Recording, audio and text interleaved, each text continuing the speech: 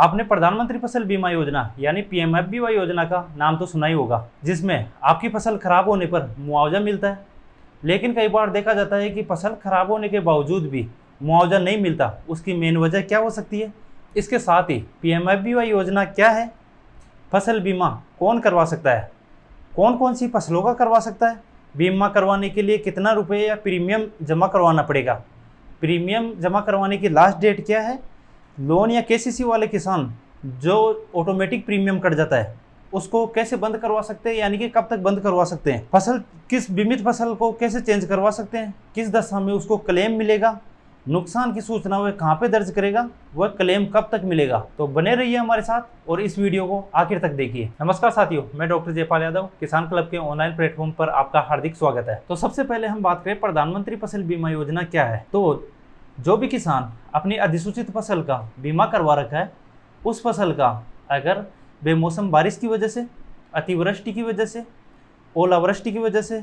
या कम बारिश की वजह से, या इसके बाद में अगर फसल कटाई के उपरांत वो फसल को सुखाने के लिए छोड़ रखा है खेत में और उसके अंदर नुकसान हो गया, तो उस नुकसान की भरपाई के लिए या फिर किसान को उस बीमित फसल का मुआवजा प्राप्त करने के लिए ये एक माध्यम हो गया प्रधानमंत्री फसल बीमा योजना। या तो अब सवाल है, किसान किस प्रकार से अपनी फसल का बीमा करवा सकता है। तो 3 कैटेगरी के किसान हो गए।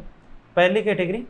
जो किसान एग्रीकल्चर लोन ले रखे हैं या केसीसी ले रखे हैं। दूसरे किसान जिन्होंने किसी प्रकार का एग्रीकल्चर लोन नहीं ले रखा या कोई प्रकार की केसीसी नहीं ले रखी। तीसरे किसान हो गए जिसके खुद की ज़मीन नहीं है, वो किसी दूसरे की ज़मीन से बटाई पर खेती कर रहा है। तो सबसे पहले हम बात करें जिन्होंने एग्रीकल्चर लोन ले रखा है या केसीसी ले रखी है। तो ऐसे किसानों की जो बैंक है, जिस बैंक के माध्यम से उन्होंने केसीसी ले रखी है, एग्रीकल्चर लोन ले रखा है, वो बैंक प्रधानमंत्री फसल बीमा योजना के तहत उन किसानों का जो प्रीमियम राशि है वो ऑटोमेटिक कट कर लेती है। दूसरी बात करें हम गैर ऋणी किसानों की, जिन्होंने लोन नहीं ले रखा, वो किसान भी अपनी फसल का बीमा करवा सकते हैं। इसके लिए उनको जो नज़दीकी ई मित्र है या कोई सहकारी बैंक हो गए या रूरल बैंक है या वाणिज्यिक बैंक है, उनमें जाकर अपने आवश्यक दस्तावेजों के साथ में, जैसे आधार कार्ड हो गया, जन आधार कार्ड हो गया, बैंक पासबुक की कॉपी होगी और ज़मीन की जमाबंदी हो गई, ये दस्तावेज ले जाके वो प्रधानमंत्री फसल बीमा योजना के तहत अपनी फसल का बीमा या प्रीमियम कटवा सकता है। तीसरा किसान हो गया बटाईदार किसान। बटाईदार किसान भी जो ये डॉक्यूमेंट बताए हमने, जैसे कि आधार कार्ड, जन आधार कार्ड, ज़मीन की जमाबंदी, जिस ज़मीन पर वो अपनी खेती कर रहा है, और इसके अलावा बटाईदार का एक शपथ पत्र, और वो राजस्थान का मूल निवासी होना चाहिए। ये आवश्यक दस्तावेज जो नज़दीकी मित्र पर ले जाके राष्ट्रीय फसल बीमा योजना पोर्टल पर वो ऑनलाइन आवेदन कर सकता है। तो हर जिले में पटवार मंडल या तहसील स्तर पर सर्वाधिक बोई जाने वाली फसलों को अधिसूचित किया जाता है। इन अधिसूचित फसलों की बाकायदा एक लिस्ट जारी होती है। इन अधिसूचित फसलों की प्रधानमंत्री फसल बीमा योजना के अंतर्गत बीमा करवा सकते हैं। तो अधिसूचित फसल की बात होगी। अब हम बात करेंगे कि जिस फसल का हम बीमा करवा रहे हैं उस फसल के लिए हमारे को प्रीमियम राशि जमा करवानी पड़ेगी, या प्रीमियम राशि कितनी जमा करवानी पड़ेगी। इसकी बात करें तो सबसे पहले मैं बात करूँ कि प्रीमियम राशि क्या है। तो जो किसान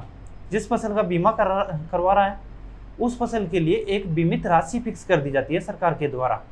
बीमित राशि, उस बीमित राशि का खरीफ फसलों के अंदर, खरीफ फसलें जिनकी बुआई जून जुलाई के अंदर होती है, जैसे कि अपनी बाजरा हो गई, ज्वार हो गई, मक्का हो गई, मूंग, मोट, उड़द, अरहर आदि फसलें हो गई, इन फसलों का बीमित राशि का 2% प्रीमियम जमा कराना पड़ेगा। दूसरी चीज़, रबी फसलों के अंदर, रबी फसलें जिनकी बुआई अक्टूबर नवंबर में होती है, जैसे कि गेहूं हो गया, जौ हो गया, अपने चना हो गया, सरसों हो गया, ऐसी फसलें, तो इन फसलों के ऊपर बीमित राशि का 1.5% प्रति हेक्टेयर के हिसाब से प्रीमियम जमा करवाना पड़ेगा। तीसरी चीज़ होगी वाणिज्यिक फसलें या जो अपने हॉर्टिकल्चर फसलें हैं, उनके ऊपर बीमित राशि का 5% प्रीमियम जमा करवाना पड़ेगा। तो अब आपके मन में सवाल आ रहा होगा कि बीमित राशि क्या है। तो अगर फसल खराब हो गई तो आपको 1 हेक्टेयर का जितना मुआवजा मिलेगा ये सरकार के द्वारा पहले ही निश्चित कर दिया जाता है। इसी को हम बीमित राशि बोलते हैं। और जो ये प्रीमियम राशि कटती है 2%, 1.5% या 5%, वो इसी बीमित राशि का प्रतिशत होता है। तो अब हम बात करते हैं कि प्रीमियम राशि जमा करवाने की लास्ट डेट कब है। तो खरीफ फसलों में प्रीमियम राशि जमा करवाने की अंतिम डेट 31 जुलाई है, वह रबी फसलों के अंदर प्रीमियम राशि जमा करवाने की लास्ट डेट 31 दिसंबर है। जो भी किसान फसलों का बीमा करवाना चाहता है वो इस दिनांक से पहले अपने प्रीमियम राशि जमा करवा दे। अब मान लीजिए कि आपने केसीसी या एग्रीकल्चर लोन लिया था, उस टाइम पर आपके खेत में दूसरी फसल लगी हुई थी और अब आप जो फसल का बीमा करवाना चाहते हो वो दूसरी फसल है। तो इस फसल को चेंज करवाने के लिए आपके पास प्रीमियम कटने की जो लास्ट डेट थी 31 जुलाई व 31 दिसंबर, उससे 2 दिन पहले तक, यानी कि 29 जुलाई खरीफ सीजन के लिए और 29 दिसंबर रबी सीजन के लिए, तो इस तारीख तक आप अपने जहाँ से एग्रीकल्चर लोन लिया था या केसीसी ली थी वहाँ पे जाके आप अपनी फसल चेंज करवा सकते हैं। तो अब इंश्योरेंस करवाने के बाद ऐसी कौन सी दशाएं हैं जिनके अंदर आपको मुआवजा मिलेगा। तो सबसे पहले हम बात करें खरीफ सीजन के अंदर, अगर बारिश नहीं होने की वजह से आप खरीफ सीजन के अंदर फसल की बुआई नहीं कर पाए, तो उस कंडीशन के अंदर आपको बीमित राशि का 25%, या फिर दूसरी कंडीशन हो सकती है कि आपने फसल की बुआई कर दी, फसल बुआई से लेकर फसल कटाई तक, यानी कि फसल खड़ी है, खड़ी फसल के अंदर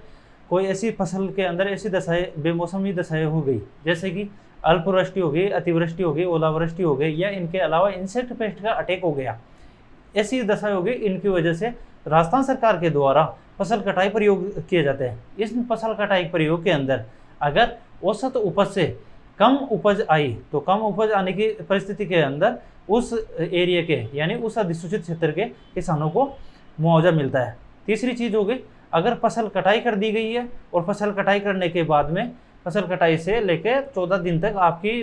फसल को खेत में सुखाने के लिए आपने रख रखी है, उस कंडीशन में अगर वहाँ पे अधिक बारिश हो गई, या फिर वही कंडीशन हो गई, ओलावृष्टि हो गई, या फिर और कोई ऐसे आगजनी हो गई, जो बिजली, आकाश में बिजली गिरने की वजह से आगजनी हो गई, ऐसी दशाएं हो गई, उसकी वजह से आपकी फसल खराब हो गई या आपके जो अनाज निकाल लिया था वो अनाज खराब हो गया,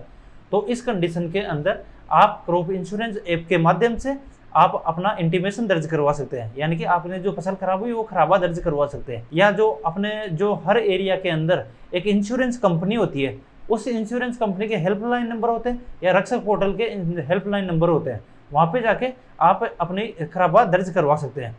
अपने खराबा या इंटीमेशन दर्ज करवा दिया, इंटीमेशन दर्ज करवाने के बाद में आपके एरिया के जो सुपरवाइजर है, एग्रीकल्चर सुपरवाइजर, वह उस जो कंपनी का एजेंट है, वो कंपनी का एजेंट आपके इंस्पेक्शन करने आएगा। इस इंस्पेक्शन में अगर आपने जो खराबा दर्ज किया है अगर वो सही पाया गया, तो वो उन अधिकारियों के द्वारा जो अपने कृषि प्रयोगशाला है या जो क्रॉप इंश्योरेंस कंपनी का एजेंट है उनके द्वारा आगे इन्फॉर्म किया जाता है, या आपके जो फसल खराबे की है जो सूचना है वो आगे दे दी जाती है कंपनी को। उसके बाद में आपके जो मुआवजा है वो उसके बाद में मिलता है। लेकिन ध्यान रखिएगा, आपको जो खराबी की सूचना है वो 72 घंटे के अंदर अंदर देनी होगी। अब मान लीजिए कि कोई किसान एग्रीकल्चर लोन या केसीसी ले रखा है, तो उस किसान की प्रीमियम राशि ऑटोमेटिक काटी जाती है, लेकिन वो किसान फसल का बीमा नहीं करना चाहता, तो वो किसान अपने नामांकन की अंतिम तिथि, जैसे कि खरीफ सीजन के लिए 31 जुलाई थी और रबी सीजन के लिए प्रीमियम कटने की जो अंतिम डेट थी वो 31 दिसंबर थी, उससे 7 दिवस पहले, जैसे कि खरीफ सीजन के लिए हो गया 24 जुलाई और रबी सीजन के लिए हो गया 24 दिसंबर, इस दिनांक तक आप जाके जिस बैंक से आपने लोन ले रखा है उस बैंक में जाके आप एक घोषणा पत्र दे दीजिए कि मेरे को अपनी फसल का बीमा नहीं करवाना है, तो एक घोषणा पत्र दे देगा, इसके बाद में वो बैंक आपके प्रीमियम राशि नहीं काटेगा। अगर आपको ये वीडियो पसंद आया हो तो आप वीडियो को लाइक करें, हमारे यूट्यूब चैनल को सब्सक्राइब करें, और अगर आप कृषि के अंदर कौन सी योजनाओं के बारे में या तकनीक के बारे में आप जानकारी लेना चाहते हैं उसके बारे में आप हमें कमेंट में ज़रूर बताइए। बहुत बहुत धन्यवाद आपका।